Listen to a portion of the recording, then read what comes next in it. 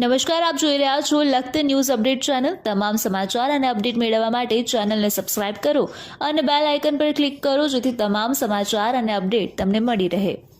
તપસ્વી બપોરની દેરી પાછળ આવેલ સ્નાન ઘાટ પાસે સફાઈ કરી કચરો સ્નાન ઘાટમાં નાખી દેવામાં આવતા મહિલાઓ દ્વારા રોષ વ્યક્ત કરવામાં આવ્યો। સૂત્રો દ્વારા જણાવ્યા મુજબ સ્નાન ઘાટ સફાઈ કરવાના મજૂર વધારે દેખાડી સફાઈના કામમાં પણ ભ્રષ્ટાચાર કરવામાં આવે છે।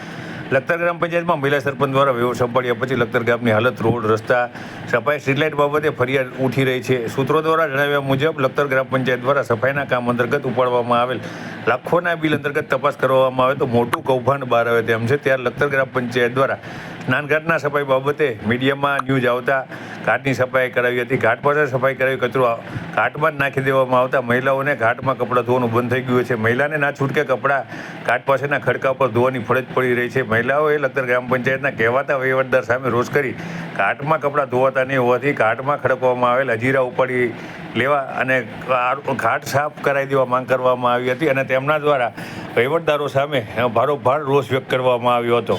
હા, આરા બધા ચોખા કરાવો ને, આરામાં તો હજી એમ નામ રાખ્યા બધા, શું આરા ચોખા કરાયા? જરીક તો વ્યવસ્થિત કામ કરાવો તારે। એમ નામ ઢીલા ને ઢીલા બધું ઊભું બાવળિયા એમ નામ ઊભા આઈને પાયેલી તો